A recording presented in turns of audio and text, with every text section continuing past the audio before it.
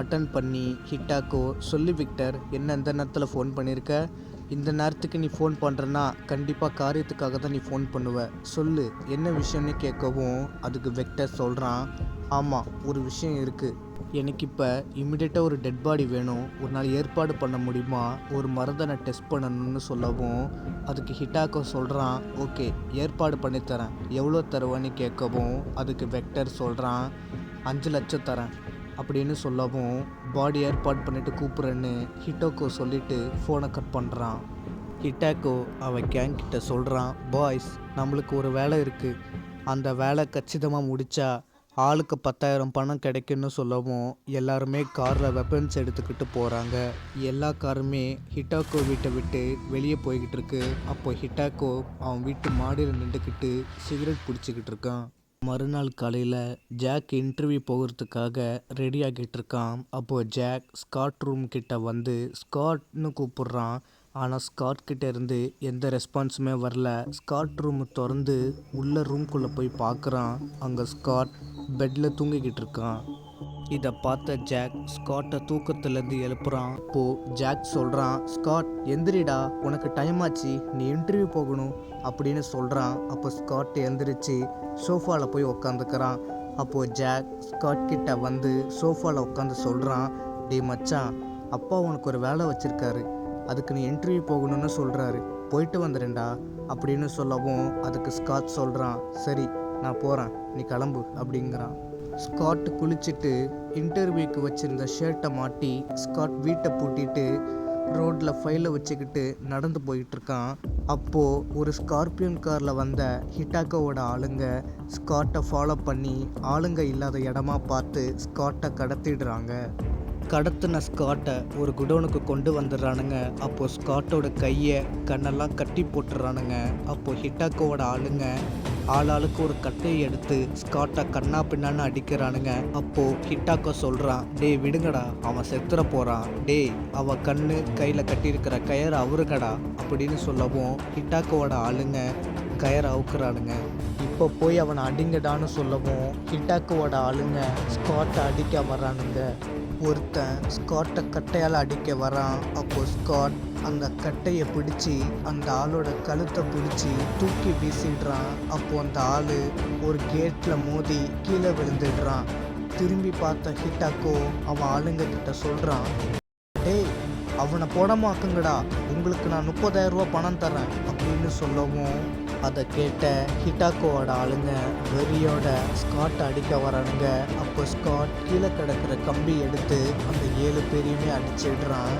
அதை பார்த்த ஹிட்டாக்கோ வெறியாகி கடைசியில் அவன் கையிலேருந்து ஒரு கத்தியை எடுத்து கையில் வச்சுக்கிட்டு சொல்கிறான், உன் சாவு என் கையில் தாண்டா அப்படின்னு சொல்லி ஹிட்டாக்கோ கத்தியை வச்சு ஒரு ஜம்ப் பண்ணி ஓங்கி ஸ்காட்டை குத்தா வரான். அப்போது ஸ்காட் ஒரு பெல்ட்டி அடித்து தப்பிச்சிடுறான். அப்போ மீண்டும் ஹிட்டாக்கோ கத்தியை வச்சு ஸ்காட்டை குத்த ட்ரை பண்ணுறான். ஆனால் ஸ்காட்டு புத்திசாலித்தனமாக ஹிட்டாக்கோ கிட்டேருந்து தப்பிச்சிடுறான். அப்போது ரொம்ப வெறியான ஹிட்டாக்கோ அவன் கத்தியை வச்சு மறுபடியும் ஜம்ப் பண்ணி ஸ்காட்டை குத்த வரான். அப்போது ஸ்காட் ஹிட்டாக்கோவை தடுத்து, என்னை கொல்லணும்னு பார்க்குறியே, யாருடா நீ, உனக்கு எனக்கு என்னடா சம்மந்தம், எவன் உன்னை என்னை கொல்ல சொல்லி அனுப்புனானோ அவன்கிட்ட இதை சொல்லுன்னு சொல்லி ஹிட்டாக்கோ வழியில் துடிச்சிக்கிட்டு இருக்கான். அதை பார்த்த ஸ்காட் ஹிட்டாக்கோவை பார்த்து சிரிச்சுக்கிட்டு இருக்கான். அப்போது அந்த நேரம்னு பார்த்து ஒரு கார் செம்ம வேகமாக வந்து ஹிட்டாக்கோவோட குடோனோட ஸ்காட்டையும் சேர்ந்து மோதிருது. அப்படி அந்த கார் மோதினதில் ஸ்காட் அதே இடத்துல தலையில் அடிபட்டு ரத்த வெள்ளத்தில் செத்து கிடக்கிறான். அப்போ அந்த காரை விட்டு 2 பேர் கீழே இறங்குறாங்க. அவங்க யாருன்னா ஜெசிகா மற்றும் டேவிட். அப்போது டேவிட் ஜெசிகா கிட்ட கேட்குறான், ஜெசிகா, உனக்கு ஒன்றும் ஆகலையே? அப்போது ஜெசிகா சொல்கிறா, இல்லை, எனக்கு ஒன்றும் ஆகலை, ஆனால் இவருக்கு தான் தலையில் பலமாக அடிபட்டிருக்கு, உடனே போலீஸ் ஆம்புலன்ஸுக்கு ஃபோன் பண்ணணும் அப்படின்னு சொல்கிறா. அதுக்கு டேவிட் சொல்கிறான், சரி ஜெசிகா, நீ வெளியே போய் ஃபோன் பண்ணுன்னு சொல்லிட்டு டேவிட் காரை பார்க்குறான். அப்போது டேவிடோட கார் ஃப்ரண்ட் சைடில் இருக்கிற ஒரு டயரை காணும். அப்போது டேவிட் சொல்கிறான், ச்சே, அந்த திருட்டு பிடிக்கிறதுக்குள்ள இன்னொருத்தன் வந்து என்னோட டயரை காலி பண்ணிட்டானே, $20,000 அந்த ஒரு டயர் அப்படின்னு சொல்லி டேவிட் ரொம்ப வருத்தப்படுறான். அப்போது ஜெசிகா வெளியே வந்து போலீஸ்க்கு ஃபோன் பண்ணுறா.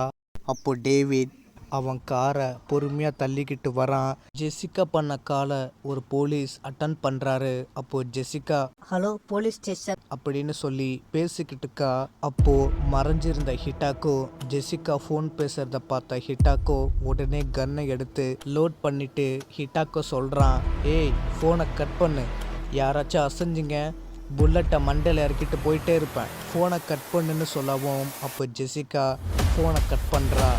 ஹிட்டாக்கோ ஸ்காட்டை தூக்கி தோளில் போட்டுக்கிட்டு இன்னொரு கையில் கன்னை எடுத்துக்கிட்டு போகிறான். அப்போது ஜெசிகா ஹிட்டாக்கோவோட பின்னாடியே ஓடுறா. அப்போது டேவிட் ஜெசிகாவை தடுக்கிறான். அப்போது ஜெசிகா சொல்கிறா, டேவிட் என்ன பண்ணுற, நான் அவனை பிடிக்கணும்னு சொல்லவும் அதுக்கு டேவிட் சொல்கிறான், ஜெசிகா அவன்கிட்ட கன்று இருக்குது, நம்ம கன்னை எடுத்துகிட்டு வரல, கொஞ்சம் அசந்தாலும் கூட அவன் நம்மளை போட்டு தள்ளிட்டு போயிட்டே இருப்பான், நீ இந்தானவா, அவனா வந்து நம்ம கிட்ட மாட்டுவான்னு சொல்கிறான். ஹிட்டாக்கோ ஸ்காட்டை தூக்கிட்டு போய்கிட்டு இருக்கான். அப்போது ஹிட்டாக்கோக்கும் ஆப்போசிட்லேருந்து ஒரு கார் வருது. அப்போது ஹிட்டாக்கோவை பார்த்து அந்த நபர் என்ன ஆச்சுன்னு கேட்குறாரு. அப்போது ஹிட்டாக்கோ அந்த காரில் வந்த ஆளை தலையிலே ஷூட் பண்ணி சாவடிச்சிட்டு ஹிட்டாக்கோ அந்த காரில் ஏறி ஸ்காட்டை அந்த காருக்குள்ளே போட்டு காரை ஓட்டிக்கிட்டு போகிறான். அப்போது ஜெசிகா திரும்ப போலீஸ்க்கு ஃபோன் பண்ணி இங்கே நடந்த விஷயத்த அப்படியே சொல்கிறா. அப்போ அந்த போலீஸ் பேடில் வச்சு ஜெசிகா சொல்ல எழுதுறாரு. அப்போது அந்த போலீஸ் சொல்கிறாரு, ஓகே மேடம், இன்னும் கொஞ்ச நேரத்தில் எங்கள் போலீஸ் டீம் அங்கே வந்துடுவாங்கன்னு சொல்லி அந்த போலீஸ் ஃபோனை கட் பண்ணுறாரு. அப்போது ஜெசிகா டேவிட் கிட்ட சொல்கிறா, ஓகே வாங்க போகலாம், இனிமேல் போலீஸ் வந்து பார்த்துப்பாங்கன்னு சொல்லி 2 பேருமே ஹிட்டாக்கோ குடோன் விட்டே போயிடுறாங்க. இந்த பக்கம் ஹிட்டாக்கோ அவன் கடத்தல் கப்பல் மூலியமாக ஸ்காட்டோட டெட் பாடியை கொண்டு வரான். அப்போது வெக்டர் ஹிட்டாக்கோவுக்கு ஃபோன் பண்ணுறான். ஆனால் ஹிட்டாக்கோ ஃபோனை எடுக்கலை. அப்போது டென்ஷனான வெக்டர் திரும்ப ஹிட்டாக்கோவுக்கு ஃபோன் பண்ணுறான். ஆனால் ஃபோனையே எடுக்கலை. இதனால் ரொம்ப குழப்பமான வெக்டர், என்னடா இது, நம்ம ஃபோன் பண்ணால் ஃபோனையே எடுக்க மாட்டான், ஒருவேளை ஏதாச்சும் பிரச்சனை ஆகியிருக்குமோன்னு நினச்சி வெக்டர் ராத்திரி பூரா தூங்காமல் பைத்திய மாதிரி வீட்டுக்குள்ளேயே நடந்துக்கிட்டு இருக்கான். இப்படியே நடந்து கால் வலி வந்ததால் வெக்டர் சேரில் உட்காந்துருக்கான். அப்போது வெக்டர் அவனை அறியாமலே தூங்கிடுறான். ஹிட்டாக்கோவோட கடத்தல் கப்பல் கரைக்கு வந்துடுது. ஸ்காட்டோட டெட் பாடியை ஒரு வேனில் வச்சு ஹிட்டாக்கோ வண்டியில் கொண்டு வரான். மறுநாள் காலையில் வெக்டர் தூக்கத்துலேருந்து எந்திரிச்சு அவன் வீட்டு ஜன்னல் வழியாக பார்க்குறான். அப்போது ஹிட்டாக்கோவோட வேன் வருது. அதை பார்த்த வெக்டர் ரொம்ப சந்தோஷத்தில் வீட்டை விட்டு வெளியே வரான். அப்போது வெக்டர் ஹிட்டாக்கோவை பார்த்து கேட்குறான், என்ன ஆச்சு, நேற்று நைட்டு நான் உனக்கு நிறையா தடவை ஃபோன் பண்ணேன், ஆனால் நீ ஃபோன் எடுக்கலை, ஆனால் இப்போ பார்த்தா நீ வேனோட வந்து நிற்கிற, ஓகே வந்த விஷயத்த சொல்லுன்னு சொல்லவும் அதுக்கு ஹிட்டாக்கோ சொல்கிறான், வேலை முடிஞ்சிருச்சு, நீ சொன்ன மாதிரியே ஒரு டெட் பாடியை ஃப்ரெஷ்ஷாக கொண்டு வந்திருக்கேன் பாருன்னு சொல்லி ஹிட்டாக்கோ வேன் பேக் டோரை திறந்து காட்டுறான். ஸ்காட்டோட டெட் பாடி இருக்குது. அதை பார்த்த வெக்டர், சரி உனக்கு எவ்வளோ வேணும்னு கேட்கவும் அதுக்கு ஹிட்டாக்கோ சொல்கிறான், இந்த டெட் பாடி எடுக்க நான் ரொம்ப கஷ்டப்பட்டிருக்கேன், என் ஆளுங்க எல்லாருமே செத்து போயிட்டானுங்க, ஒரு $40,000 கூடுன்னு சொல்லவும் அதுக்கு வெக்டர் சொல்கிறான், எல்லாருமே செத்துட்டாங்களா, $40,000 என்னால் கொடுக்க முடியாது, நீ பண்ண வேலைக்கு உனக்கு $40,000 பத்தாது, $60,000 தரேன், எங்கேயாச்சும் போய் சந்தோஷமாயிரு, இப்போ இங்கேருந்து கிளம்புன்னு சொல்கிறான். அப்போது ஹிட்டாக்கோ வேனை எடுத்துக்கிட்டு வெக்டர் வீட்டை விட்டே கிளம்புறான். ஸ்காட்டோட டெட் பாடியை பார்த்த வெக்டர் ரொம்ப சந்தோஷத்தோட ஸ்காட்டோட டெட் பாடியை அவன் வீட்டுக்குள்ளே எடுத்துகிட்டு போகிறான். ஸ்காட்டை லேப் சீட்டில் படுக்க வச்சு பெல்ட்டை கட்டி போட்டு வச்சிடுறான். அதுக்கப்புறமா வெக்டர் திருடிட்டு வந்த அந்த L3 ஃபார்முலாவை எடுக்கிறான். அந்த L3 ஃபார்முலாவை இன்ஜெக்ஷனில் ஏற்றி அந்த ஊசியை வெக்டர் ஸ்காட்டோட டெட் பாடியோட கையில் போட்டுடுறான். ஊசி போட்டுட்டு கொஞ்ச நேரம் வெயிட் பண்ணி பார்க்குறான். ஆனால் அந்த L3 ஃபார்முலா மருந்து வேலையே செய்யலை. சரி ரொம்ப நேரம் கழித்து தான் அந்த L3 ஃபார்முலா ஒர்க் ஆகும்னு சொல்லி விக்டர் வெயிட் பண்ணுறான். ஆனால் ஒரு நாள் முழுசாகியும் அந்த மருந்து வேலையே செய்யலை. இதனால் கோவமான விக்டர் அந்த ஸ்காட்டோட டெட் பாடியை குப்பை தொட்டியில் தூக்கி போட்டுட்டு அவன் பாட்டுக்கு அவன் வேலையை பார்க்க போயிடுறான். வெளியே ரொம்ப பயங்கரமாக மழை தூரிக்கிட்டு இருக்கு. அப்போது விக்டர் சோஃபாவில் உட்காந்து அவன் டைரியில் L3 ஃபார்முலா மிஷின் ஹேஸ் ஃபைல்டுன்னு போடுறான். அப்போ விக்டர் வீட்டு குப்பை தொட்டிக்குள்ள ஸ்காட்டுக்கு திரும்ப உயிர் வந்துடுது. ஸ்காட் அந்த குப்பை தொட்டிக்கும் வெளியே வந்து நிற்கிறான். அப்போ ஸ்காட்டு அவனுக்கு நடந்த எல்லா சம்பவங்களையும் நினச்சி பார்க்குறான். அப்போ ஸ்காட் கொஞ்சம் கொஞ்சமாக உல்ஃப் மேனாக மாறிக்கிட்டு வரான். இந்த பக்கம் ஜாக் மெஸ்ஸி கிட்ட சொல்கிறான், மழை வேற இப்படி பலமாக தூரிக்கிட்டு இருக்கு, ஸ்காட்டை வேற 3 நாளாக ஆளை காணோம்.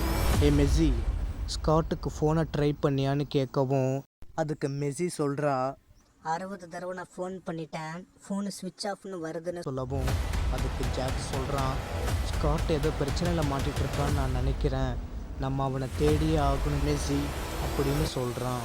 இந்த பக்கம் ஸ்காட் முழுசாகவே வுல்ஃப்மேனாக மாறிடுறான். அப்போ அந்த வுல்ஃப்மேன் ஒரு பில்டிங் மேலே ஏறி பில்டிங் தாவி ஓடி போய் ஒரு ஜம்ப் பண்ணுறான். அப்போ அந்த ரோடு உடஞ்சிருது. அப்போ அந்த ரோடு கிட்ட இருக்கிற மக்கள் எல்லாருமே வுல்ஃப்மேனை பார்த்து பயத்தில் எல்லாரும் அலறி அடிச்சுக்கிட்டு ஓடுறாங்க. போலீஸ் ஸ்டேஷனில் இருக்கிற சேட்டலைட் மேப்பில் டேஞ்சர் அலர்ட்னு சொல்லி அந்த வுல்ஃப்மேன் இருக்கிற லொக்கேஷனை காமிக்குது. அப்போ அந்த போலீஸ் ஆஃபீஸர் சிட்டியில் இருக்கிற எல்லா போலீஸ் ஸ்டேஷனுக்கும் இந்த வுல்ஃப்மேன் இருக்கிற லொக்கேஷனுக்கு போங்க அப்படின்னு சொல்லிக்கிட்டு இருக்காரு. ஜெசிகாவும் டேவிடும் 2 பேருமே சீட்டில் உட்காந்து இன்ஸ்பெக்டர் கிட்ட பேசிகிட்டு இருக்காங்க. அப்போ இன்ஸ்பெக்டர் வாக்கி டாக்கியில் ஹெட் ஆஃபீஸர் சொல்கிறத ஜெசிகா கேட்குறா. இதை கேட்ட அந்த இன்ஸ்பெக்டர் எல்லா கான்ஸ்டபிள்ஸையும் பார்த்து வாங்க எல்லாரும் போய் அந்த வுல்ஃப்மேனை தடுக்கலாம் அப்படின்னு சொல்லவும் எல்லா கான்ஸ்டபிள்ஸுமே கையில் கன்னை எடுத்துக்கிட்டு ஜீப்பில் போகிறாங்க. அப்போ ஜெசிகா டேவிட் கிட்ட சொல்கிறா, புதுசாக ஏதோ ஒரு பிரச்சனை கிளம்பிருக்கு, வாங்க நம்ம என்னன்னு போய் பார்க்கலாம் அப்படின்னு சொல்லி ஜெசிகா டேவிடை கூட்டிக்கிட்டு ராட்ஜரோக்கு ஃபோன் பண்ணுறா.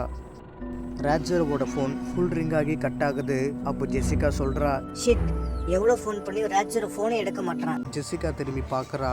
ராட்ஜரோ அவன் காரில் உட்காந்துருக்கான். ஜெசிகா சொல்கிறா, ராஜ்ஜரோ வண்டி எடுத்துக்கிட்டு வா, ஒரு வுல்ஃப்மேன் நம்ம சிட்டிக்குள்ளே வந்துட்டானா, போலீஸ் எல்லாரும் சேர்ந்து அவனை கொல்றதுக்கு முன்னாடி நம்ம அவனை உயிரோட காப்பாற்றணும். போலீஸ் அண்ட் ஸ்வாட் டீம் கன்னை எடுத்துக்கிட்டு வுல்ஃப்மேன் இடத்துக்கு வந்து போலீஸ் ஸ்வாட் ஆஃபீஸர்ஸ் கன்னால் ஷூட் பண்ணுறாங்க. அப்போ அந்த வுல்ஃப்மேன் இன்னும் கோவமாகி அந்த வுல்ஃப்மேன் ஒரு கான்ஸ்டபிளை பிடிச்சி அந்த கான்ஸ்டபிள் தலையை பிடுங்கி தூக்கி போட்டுட்டு அந்த கான்ஸ்டபிள் உடம்ப அந்த வுல்ஃப்மேன் சாப்பிட்றான். இந்த பக்கம் ராட்ஜரோ காரில் ஜெசிகா அண்ட் டேவிட் உட்காந்துருக்காங்க. அப்போ அந்த வுல்ஃப்மேன் இருக்கிற ஸ்ட்ரீட்டுக்கு வந்துடுறாங்க. அப்போது ராட்ஜரோ காரில் இருக்கிற மிஷின் கன்னால் அந்த வுல்ஃப்மேனை ஷூட் பண்ணுறான். அப்போ எல்லா போலீஸ் ஸ்வாட் ஆஃபீஸர்ஸ் ராட்ஜரோ காரையே பார்த்துக்கிட்டு இருக்காங்க. அப்போது ஒரு பெரிய ராக்கெட் லான்ச்சர் கன்னால் ஒரு ஸ்வாட் ஆஃபீஸர் அந்த வுல்ஃப்மேனை ராக்கெட் லான்ச்சரை வச்சு ஷூட் பண்ண போகிறான். அப்போ அந்த கேப்பில் ராட்ஜரோ கார் அந்த ஸ்வாட் வண்டியை மோதிடுது. அந்த ராக்கெட் லான்ச்சர் வேறு பில்டிங்கில் போய் மோதி வெடிச்சிருது. அப்படி அந்த பில்டிங் இடிஞ்ச கல் பூரா அந்த வுல்ஃப்மேன் மேலேயே விழுந்துருது. ராக்கெட் லான்ச்சர் வெடிச்சதில் போலீஸ் ஆஃபீஸர்ஸ் ஸ்வாட் ஏஜென்ட்ஸ் எல்லாருமே பறந்து போய் கீழே விழுந்துடுறாங்க. அப்போ ஜெசிகா டேவிட் ராட்ஜரோ காரை விட்டு கீழே இறங்கி வராங்க. அப்போ அந்த வுல்ஃப்மேன் எழுந்திருச்சு நிற்கிறான். அப்போ ராட்ஜரோ அவன் ஷாக்கிங் கன்னால் ஷூட் பண்ணுறான். அப்போ இந்த வுல்ஃப்மேனுக்கு ஷாக் அடிச்சுக்கிட்டு இருக்கு. அப்போ ஜெசிகா அந்த ஸ்வாட் ஹெட் ஆஃபீஸர் கிட்ட சொல்கிறா, சார் முதல்ல இங்கேருந்து போங்க, அந்த வுல்ஃப்மேனை நாங்கள் பார்த்துக்குறோம் அப்படின்னு சொல்லவும் அதுக்கு அந்த ஸ்வாட் ஆஃபீஸர் சொல்கிறாரு, முடியாது மேம், இந்த வுல்ஃப்மேன் இங்கே இருந்தால் எல்லாருக்குமே ஆபத்து அப்படின்னு சொல்கிறாரு. அதுக்கு ஜெசிகா சொல்கிறா, சார் நீங்கள் இங்கே இருக்கிறதுனால அந்த வுல்ஃப்மேன் இன்னும் கோவப்பட்டு உங்கள் ஆஃபீஸர்ஸ் அவன் கொன்னுடுவான் அப்படின்னு சொல்லவும் அதுக்கு அந்த ஸ்வாட் ஆஃபீஸர் சொல்கிறான், இந்த வுல்ஃப்மேனை கொல்லாமல் நான் இந்த இடத்த விட்டு நகரதா இல்லை அப்படின்னு சொல்லவும் அதுக்கு ராட்ஜரோ கன் அந்த ஸ்வாட் ஆஃபீஸர் தலையில் வச்சு சொல்கிறான், இப்போ நீ இங்கேருந்து போகலைன்னா உன்னை நான் மேலே அனுப்பிடுவேன். அதை கேட்ட எல்லா ஸ்வாட் ஆஃபீஸர்ஸ் போலீஸ் அந்த இடத்த விட்டே போயிடுறாங்க. அப்போ அந்த வுல்ஃப்மேன் எந்திரிச்சு ஜெசிகாவையே பார்த்துக்கிட்டு இருக்கான். அப்போ அவன் கண்ணுக்கு ஜெசிகா பார்க்க எலிஷா மாதிரியே தெரியுறா. அப்போ அந்த வுல்ஃப்மேன் கொஞ்சம் கொஞ்சமாக மனுஷனாக மாறிக்கிட்டு இருக்கான். அப்போது டேவிட் சொல்கிறான், அந்த வுல்ஃப்மேன் ஒரு மனுஷனா அப்படின்னு சொல்லி ஆச்சரியமாக பார்க்குறான். அப்போ அந்த வுல்ஃப்மேன் முழுசாக மனுஷனாக மாறிடுறான். அப்போ ஜெசிகா டேவிட் கிட்ட சொல்கிறா, ஓ மை காட், இந்த மாதிரி ஒரு அதிசயத்தை நான் பார்த்ததே இல்லை. இவன் இங்க இருக்கிறது சேஃப் இல்ல, இவனை அரெஸ்ட் பண்ணி இவனோட டிஎன்ஏ சாம்பிள்ஸ் எல்லாத்தையுமே எடுத்துருவாங்க. அதனால இவனை ஆள் நடமாட்டம் இல்லாத காட்டு பகுதிக்குள்ள விட்டுறலாம். அதுக்கு நம்மளுக்கு ஒரு ஹெலிகாப்டர் வேணும் அப்படின்னு சொல்லவும் அதுக்கு ராஜ்ஜீரோ சொல்கிறான், என்கிட்ட ஒரு ஹெலிகாப்டர் இருக்குது, அதில் இவனை நம்ம கூட்டிகிட்டு போயிடலாம் அப்படின்னு சொல்கிறான். அதை கேட்ட ஜெசிகா ராஜ்ஜீரோவையே பார்த்துக்கிட்டு இருக்கா. ராஜ்ஜீரோ அவன் ஹெலிகாப்டரை செக் பண்ணிட்டு இருக்கான். அப்போ டேவிட் ஸ்காட்டுக்கு மயக்க ஊசி கொடுக்குறான். கொஞ்ச நேரத்துக்கு அப்புறம் ஸ்காட்டை ராஜ்ஜீரோ ஹெலிகாப்டரில் ஏற்றிக்கிட்டு அடர்ந்த காட்டு பகுதிக்குள்ளே போகிறாங்க. அப்போ ஜெசிகா ஒருத்தனுக்கு ஃபோன் பண்ணுறா. அப்போ அந்த ஃபோனில் சொல்கிறா, எல்லாம் அங்க ரெடியா? அப்படின்னு கேட்கவும் அதுக்கு அந்த மர்ம நபர் சொல்கிறான், எல்லாம் ஓகே தான், நீங்கள் அந்த உல்ஃப்மேனை உடனே கூட்டிக்கிட்டு வாங்க அப்படின்னு சொல்கிறான். அந்த காட்டுப்பகுதி வருது. அப்போ ராஜ்ஜீரோ அந்த காட்டுப்பகுதிக்குள்ள ஹெலிகாப்டரை நிறுத்துறான். அப்போ ஒரு நபர் நிற்கிறாரு. அந்த நபரோட பேரு ஃப்ராட்ஸ். அப்போ டேவிட் ஹெலிகாப்டரை விட்டு கீழே இறங்கி ஃப்ராட்ஸை பார்த்து கேட்குறான், எப்படி இருக்க டியூட், பார்த்து ரொம்ப நாள் ஆச்சு, இருந்தாலும் உன்னை மீட் பண்ணதில் எனக்கு ரொம்ப சந்தோஷம். ஆமாம், இங்கே என்ன வேலையாக வந்திருக்க அப்படின்னு கேட்கவும் அதுக்கு ஃப்ராட்ஸ் சொல்கிறான், அது ஒரு பெரிய கதை டியூட். அப்போ ஜெசிகா ஹெலிகாப்டர் விட்டு கீழே இறங்கி ஃப்ராட்ஸை பார்த்து கேட்குறா, அதெல்லாம் சரி, இங்க ஏதாச்சும் குகை இருக்கான்னு உன்னை பார்க்க சொன்னேன், பாத்தியா இல்லையா அப்படின்னு கேட்குறா. அதுக்கு ஃப்ராட் சொல்கிறான், பார்த்தேன், இங்கேருந்து 4679 கிலோமீட்டர் தாண்டி ஒரு பெரிய குகை இருக்குது அப்படின்னு ஃப்ராட்ஸ் சொல்லிக்கிட்டு இருக்கான். அப்போன்னு பார்த்து ஹெலிகாப்டர் உள்ளே இருக்கிற ஸ்காட் கொஞ்சம் கொஞ்சமாக உல்ஃப்மேனாக மாறிக்கிட்டு இருக்கான். அப்போ ஜெசிகா டேவிடை பார்த்து சொல்கிறா, டேவிட் இங்க பாரு, அவன் உல்ஃப்மேனா மாறிக்கிட்டு இருக்கான், சீக்கிரமா நம்ம போலாம். அதை கேட்ட டேவிட் ஹெலிகாப்டரில் ஏறி, ராஜ்ஜீரோ சீக்கிரம் ஹெலிகாப்டர் எடு அப்படின்னு சொல்லவும் ராஜ்ஜீரோ ஹெலிகாப்டரை எடுத்து வேகமாக ஓட்டுறான். ராஜ்ஜீரோ ஹெலிகாப்டரை ரொம்ப வேகமாக ஓட்டிக்கிட்டு இருக்கான். அப்போன்னு பார்த்து ஸ்காட் பாதி உல்ஃப்மேனாக மாறிட்டான். ஸ்காட் வெறியாகி தன்னோட உல்ஃப்மேன் கையால் ஜெசிகா கழுத்தை பிடிக்க வரான். அப்போன்னு பார்த்து ராஜ்ஜீரோ ஹெலிகாப்டரை சட்டுன்னு திருப்பிடுறான். அப்போ ஸ்காட் முழுசாக உல்ஃப்மேனாக மாறி காட்டுக்குள்ளே விழுந்துடுறான். இந்த பக்கம் ஜாக்கு மெஸ்ஸியும் ஸ்காட்டை எல்லா இடத்துலையுமே தேடி பார்க்குறாங்க. ஆனால் ஸ்காட்டு எங்கேயுமே இல்லை. அப்போ ஜாக் ஸ்காட் அப்படின்னு சொல்லி அழுவுறான். அப்போ மெஸ்ஸி சொல்கிறா, வேணும்னா நம்ம போலீஸ்ல கம்ப்ளைண்ட் பண்ணலாமா? இவ்வளோ பெரிய டவுன்ல நீ அவனை எங்கன்னு போய் தேடுவ? போலீஸா இருந்தா அவங்க ஒரு டீமா போய் கண்டுபிடிச்சிருவாங்க. ப்ளீஸ் வா ஜாக் அப்படின்னு சொல்லி கூட்டிகிட்டு போகிறா. ஜாக் போலீஸ் ஸ்டேஷனுக்கு போய் ஸ்காட்டை காணோன்னு கம்ப்ளைண்ட் பண்ணிவிட்டு மெஸ்ஸி கூட சேர்ந்து பைக்கில் போகிறான். அப்போது ராஜ்ஜீரோ இன்விசிபிளில் பழையபடியாக மாறி ஜெசிகாவுக்கு ஃபோன் பண்ணுறான். அப்போ தூங்கிட்டு இருந்த ஜெசிகா தூக்கத்திலேருந்து எந்திரிச்சு ஃபோன் அட்டன் பண்ணி பேசுகிறா. அப்போது ராஜ்ஜீரோ ஜெசிகா கிட்ட சொல்கிறான், ஸ்காட்டை பற்றி ஒருத்தன் ஸ்டேஷனில் கம்ப்ளைண்ட் பண்ணிட்டு போகிறான் அப்படின்னு சொல்லவும் அதை கேட்ட ஜெசிகா ஜாக்கை ஃபாலோ பண்ண சொல்கிறா. ராஜ்ஜீரோவும் ஜாக்கை ஃபாலோ பண்ணிக்கிட்டே போகிறான்.